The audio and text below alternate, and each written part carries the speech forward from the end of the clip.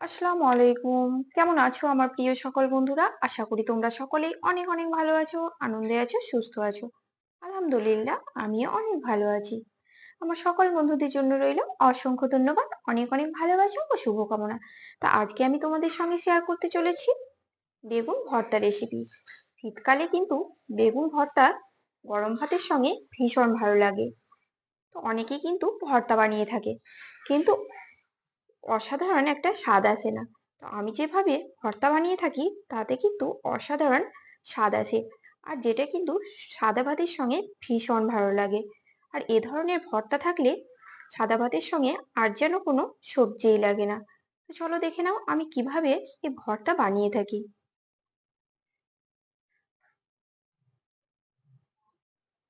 তো প্রথমে তোমাদের আমি দেখাই ঠিক কেমন বেগুন নিয়েছি। তো দেখো একদম অনেক বড়, কিন্তু বড় সাইজের আমি একটা বেগুন নিয়ে নিয়েছি, কারণ বেগুন পোড়া কিন্তু বড় সাইজের হলে ভালো হয়।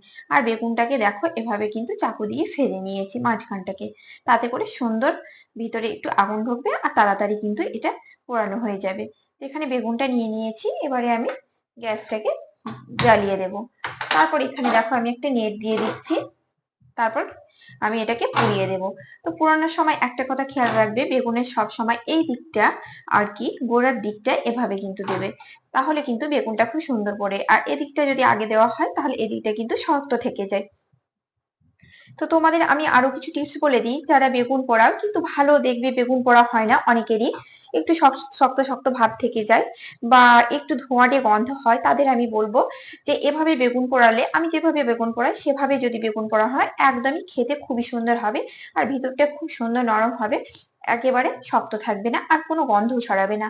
তো আমি কিন্তু এভাবে বেগুন পোড়াই। বেগুনটাকে দেখো আমি কিন্তু প্রথমে গোড়ার দিকটা দিয়ে দিচ্ছি এভাবে, যেন এই দিকটা আগে হয়ে যায়। তো সবসময় তোমরা চেষ্টা করবে বেগুনটাকে সবসময় হাই ফ্লেমে পোড়াতে। বেগুন কিন্তু কখনোই লো ফ্লেমে পোড়াবে না, নইলে কিন্তু বেগুনের মধ্যে একটা ধোঁয়া ঢুকে যাবে আর সেটা কিন্তু খুব খারাপ লাগে খেতে, আর ভালোভাবে কিন্তু ভিতর থেকে সেদ্ধ হয় না। তাই তোমরা সবসময় চেষ্টা করবে এভাবে কিন্তু বেগুন পোড়াতে, একদমই হাই ফ্লেমে। তো চলো দেখে নাও, আমি বেগুনটাকে প্রথমে পুড়িয়ে নেব সুন্দরভাবে। তো বেগুনটা কিন্তু সুন্দরভাবে পুড়ে গেছে। এখন আমি বেগুনটাকে একটুখানি রেস্টে রেখে দেবো, আসলে ঠান্ডা হতে দেবো। ঠান্ডা হওয়ার পর বেগুনের খোসাটা সুন্দর করে পরিষ্কার করে নেব। তো এখানে আমি কড়াই দিয়ে দিয়েছি আর কড়াইয়ে তেল দিয়ে দেবো। তো এখানে দেখো পরিমাণ মতো তেল দিয়ে দিলাম। ভর্তাতে কিন্তু তেল একটু বেশিই লাগে, তেল দিলে বেশ ভালো হয় ভর্তাটা। তো এখানে তেলটাকে এবার আমি একটুখানি গরম করে নেব। তেলটা কিন্তু গরম হয়ে এসেছে, তাই আমি দিয়ে দিচ্ছি 1 চামচা গোটা জিরে। এখানে 1 চামচা গোটা জিরে দিলাম। জিরেটা অবশ্যই দিবে ফোড়ন, গোটা জিরে, তাতে করে ভর্তা কিন্তু অসাধারণ একটা টেস্ট আসবে। তো দেখো এভাবে কিন্তু আমি ফোড়নটাকে একটুখানি হালকা ভেজে নেব,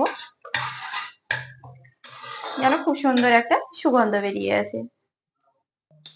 তো ফোড়নটাকে কিন্তু একদমই পোড়াবে না, নইলে কিন্তু টেস্টটা নষ্ট হয়ে যাবে। তো দেখো ফোড়নটা হয়ে গেছে। এবারে এখানে আমি দিয়ে দিচ্ছি 1 বাটি পেঁয়াজ কুচি। তো দেখো এখানে আমি একটু বেশি পরিমাণে পেঁয়াজ কুচি দিয়েছি, কারণ বেশি পরিমাণে পেঁয়াজ কুচি দিলে ভর্তাটা খেতে কিন্তু বেশ ভালো লাগে। তো পেঁয়াজটাকে এখন আমি একটুখানি ব্রাউন ব্রাউন করে ভেজে নেব মিডিয়াম ফ্লেমে। তো পেঁয়াজগুলো কিন্তু ভাজা ভাজা হয়ে এসছে অনেকটাই, এটা কিন্তু খুব বেশি ভাজার দরকার নেই, একটুখানি পেঁয়াজটাকে নরম করে নিলেই হবে। এবারে এখানে আমি দিয়ে দিচ্ছি 1 চামচা আদা রসুনের পেস্ট। তো এখানে 1 চামচা আদা রসুনের পেস্ট দিয়ে দিলাম। তারপর আদা রসুনটাকে একটুখানি সুন্দরভাবে কষিয়ে নেব। তারপর এখানে দিয়ে দিচ্ছি টমেটো কুচি।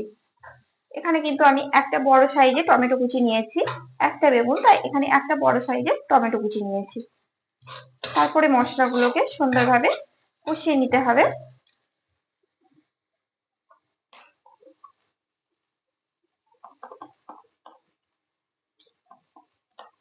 তারপর এখানে দিয়ে দিচ্ছি 1/2 চামচা হলুদের গুঁড়ো, স্বাদ মতো লবণ, 1 চামচা ধনে গুঁড়ো,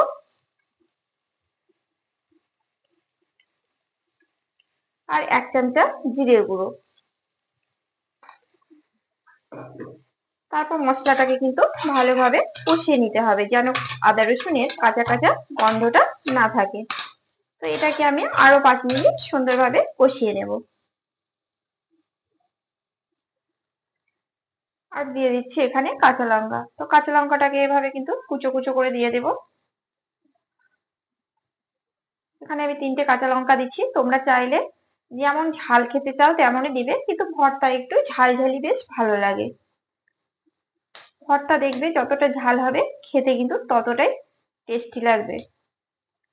তো এখানে আমি 3টে কাঁচা লঙ্কা দিয়ে দিলাম, কারণ আমার লঙ্কাগুলো অত্যন্ত ঝাল। তো 3টেতেই কিন্তু খুব সুন্দরভাবে হয়ে যাবে। তো একটা জিনিস দেখে বুঝতেই পারছো যে মশলাটা কিন্তু খুব সুন্দরভাবে কষানো হয়ে গেছে, কারণ যখনই দেখবে কড়াই থেকে তেল ছড়িয়ে আসবে মানে মশলাটা কিন্তু সুন্দরভাবে ভাজা হয়ে গেছে বা কষানো হয়ে গেছে। এবারে আমি এখানে দিয়ে দেবো সেই পোড়ানো বেগুনটাকে। তো বেগুনটা তোমাদের দেখিয়ে দিই, পরিষ্কার করে নিয়েছি। আর দেখো আমি কিন্তু এটাকে চাকুর সাহায্যে ছোট ছোট করে কেটে নিয়েছি।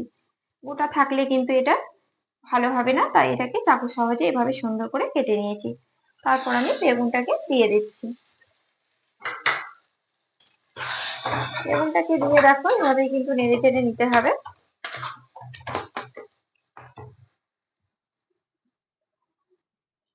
তারপর এখানে আমি দিয়ে দিচ্ছি ডিম।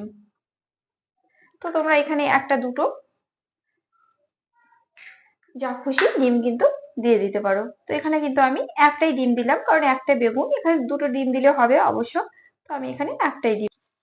আর দেখো এখানে আমি দিয়ে দিচ্ছি 1 চামচা পোস্ত বাটা, যেটার কারণে কিন্তু ভর্তার স্বাদ হবে অসাধারণ।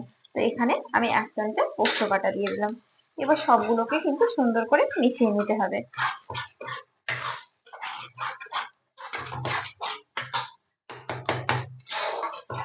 দেখো এভাবে কিন্তু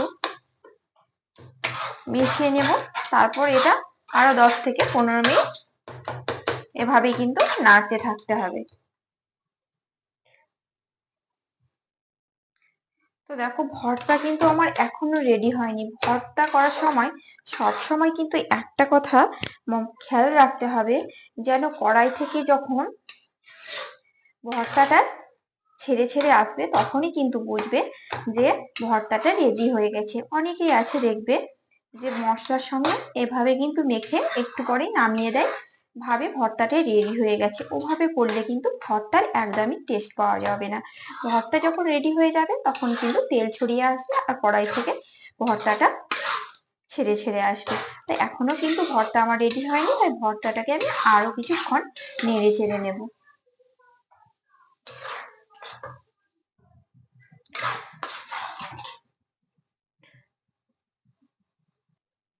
তো ভর্তাটা কিন্তু আমার মোটামুটি 95% হয়ে গেছে।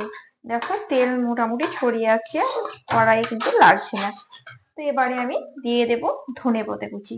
ধনেপাতা কুচিটা কিন্তু আমি অনেকটা পরিমাণে দিচ্ছি, যাতে করে খেতে কিন্তু ভীষণ ভালো লাগবে। তো এখানে আমি ধনেপাতা কুচিগুলো দিয়ে দিলাম।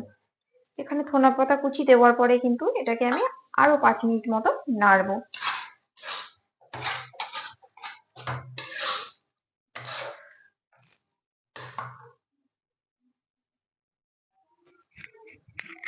তো ভর্তাটা কিন্তু তোমরা দেখেই বুঝতে পারছো যে ভর্তাটা কিন্তু রেডি হয়ে গেছে। দেখো কড়াইয়ে কিন্তু একদমই লাগছে না, আর কড়াই থেকে কিন্তু ছেড়ে ছেড়ে আসছে। দেখো মানে বুঝবে যখনই এভাবে ছেড়ে ছেড়ে আসবে, কড়াই একদমই লাগবে না, তেলটা ছড়িয়ে আসবে, তখনই বুঝবে ভর্তা কিন্তু রেডি হয়ে গেছে। তারপর ভর্তাটাকে আরো বেশি মজাদার বানানোর জন্য এখানে আমি দিয়ে দিচ্ছি 1 চামচা বাটার। তো দেখো 1 চামচা কিন্তু বাটার দিয়ে দেব, তাতে করে ভর্তাটা কিন্তু আরো বেশি দ্বিগুণ টেস্টি হয়ে যাবে। দেখো এভাবে কিন্তু আমি নেড়ে চেড়ে নিচ্ছি ভর্তাটা দেব বাটারটা দেওয়ার পর। তো এখানে 1 চামচা বাটার দিয়ে দিলাম। খুব সুন্দর একটা মাশাআল্লাহ খুব সুন্দর সুগন্ধ বেরিয়েছে বাটারটা দেওয়াতে।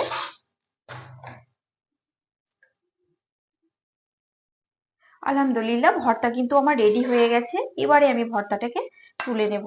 তারপর এটাকে আমি গরম গরম ভাতের সঙ্গে পরিবেশন করব। তো তোমরা চাইলে কিন্তু এভাবে ভর্তা বানিয়ে দেখতে পারো, ভীষণ ভালো লাগবে। যারা ভর্তা বানাও কিন্তু টেস্টি হয় না, তো আমি বলবো এভাবেই তোমরা একদিন ভর্তা বানাও, দেখবে একদমই ভর্তার প্রেমে পড়ে যাবে। আর এটাকে সাদা ভাতের সঙ্গে পরিবেশন করবে, একেবারে জমে যাবে, দারুণই লাগবে খেতে সাদা ভাতের সঙ্গে। তো গরম ভাতের সঙ্গে যদি এভাবে ভর্তা বানিয়ে খাও আর কিছুই লাগবে না। তো তোমরা অবশ্যই একদিন ট্রাই করে দেখো, আর কেমন লাগছে আমাকে কমেন্ট বক্সে তোমরা অবশ্যই জানাতে ভুলো না। আর আমার রেসিপিটি ভালো লাগলে তোমরা আমার চ্যানেলটিকে লাইক, শেয়ার, কমেন্ট ও সাবস্ক্রাইব করে আমার পাশে থেকো। সবাই অনেক অনেক ভালো থেকো, সুস্থ থেকো। দেখা হচ্ছে তোমাদের সঙ্গে নেক্সট রেসিপিতে। আল্লাহ হাফেজ।